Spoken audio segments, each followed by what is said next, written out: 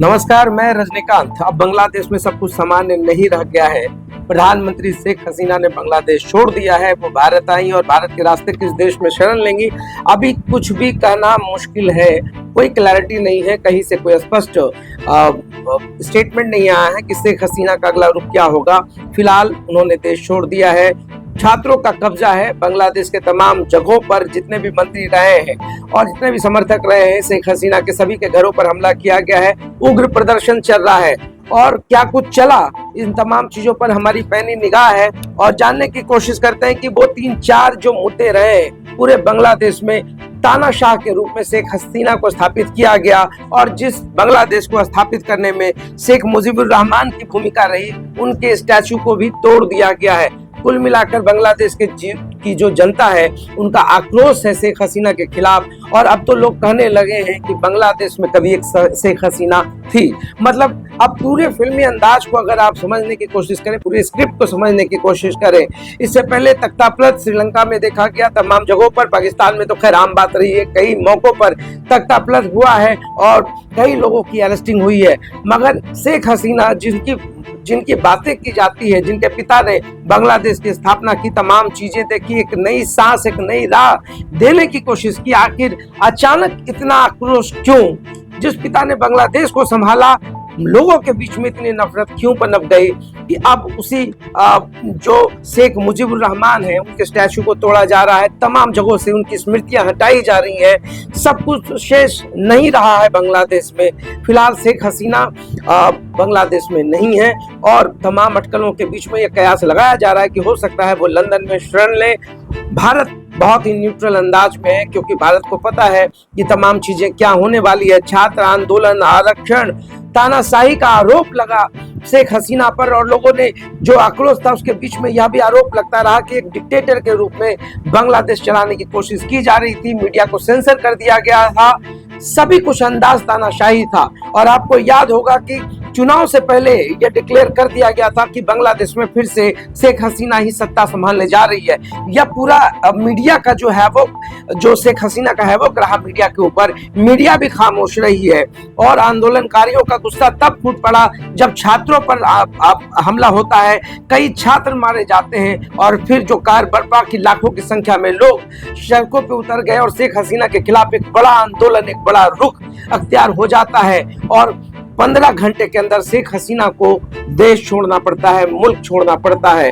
और ये सब कुछ हुआ बांग्लादेश में, पड़ोसी देश देखते रह गए। इधर बंगाल की मुख्यमंत्री ने काफी ही मैच्योरिटी के साथ एक स्पष्ट संदेश लोगों को दिया कि ये 2 देशों का मामला है, भारत और बांग्लादेश इसको समझे तो बेहतर है, प्रधानमंत्री का जो फैसला होगा हम उसके साथ हैं। यह तो कुछ कहानी है। पूरा बांग्लादेश आज जल रहा है, तमाम जगहों पर हिंसा जनी और लोगों पर जो है आक्रमण होता जा रहा है, लोगों के ऊपर अत्याचार है, लोगों के ऊपर हमला है।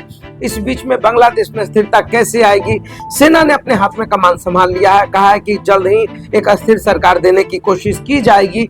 ऐसे में 2-3 चर्चाओं पे बात करना लाजमी है, क्योंकि आपको ही पता है जो 8 पड़ोसी मुल्क है उसमें पाकिस्तान, चीन और मालदीव भारत से हमेशा एंटी रहा है। कभी भी इनका स्टैंड जो है भारत की तरफ नहीं रहा है और इनका एंटी इंडिया जो स्टैंड है, इस कारण से भी बहुत कुछ समझना पड़ेगा कि क्या कुछ हो सकता है। अगर न्यूट्रल की भूमिका में देखें तो म्यांमार और नेपाल है, और अगर अच्छे दोस्तों की भूमिका में देखें तो भूटान, श्रीलंका और बांग्लादेश है।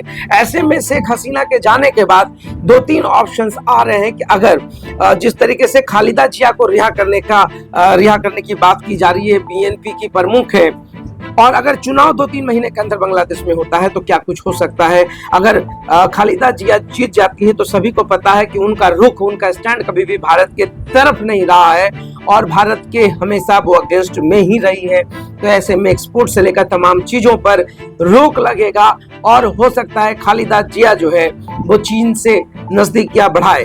दूसरा, जो इस पूरे जमात इस्लामी की बात हो रही, जो स्टूडेंट मूवमेंट चला पूरे बांग्लादेश में, जिसके ऊपर बैन भी लगा है, लोगों का कहना है और बड़े बड़े एक्सपर्ट्स यह भी मानते हैं कि यह पाकिस्तान का जो जमात इस्लामी उसका एक विंग है जिस पर बैन लगा था। तो ऐसे में भारत के लिए यह भी सिरदर्द होगा, क्योंकि सभी को पता है कि बांग्लादेश से प्रधानमंत्री नरेंद्र मोदी के रिश्ते अच्छे रहे, और ऐसा नहीं है कि बांग्लादेश से सिर्फ नरेंद्र मोदी के ही रिश्ते अच्छे रहे हैं।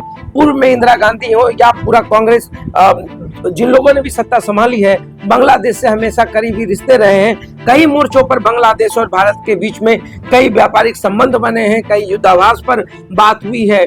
तो अभी जो अस्थिरता है पूरे बांग्लादेश में, लोग जो है घरों में घुस आए हैं, प्रधानमंत्री आवास पर कब्जा कर चुके हैं, तमाम चीजों पर कब्जा कर रहे हैं, लूट मचा हुआ है पूरा बांग्लादेश में। लोग फ्रिज से लेकर तमाम जो फर्नीचर्स हैं वो उठा कर अपने घर को लेकर जा रहे हैं, जैसे जीत का जश्न। और इसका यह मेडल है, जो लूटे गए सामान को ट्रॉफी के रूप में लोग सजा कर रखेंगे घर में, और यह एहसास करने की कोशिश करेंगे कि यह ट्रॉफी की तरह मेरे लिए जीत का जश्न है, उसको यादगार बना के रखेंगे। पूरी अस्थिरता है बांग्लादेश में, काफी आक्रोश पनपा हुआ है।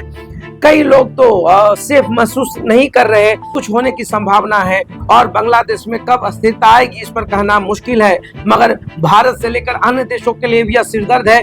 पूरी दुनिया की निगाह बांग्लादेश पर है। शेख हसीना की वापसी पर क्या कुछ हो सकता है, क्योंकि आर्मी चीफ जो है बांग्लादेश के, वो शेख हसीना से काफी करीब है।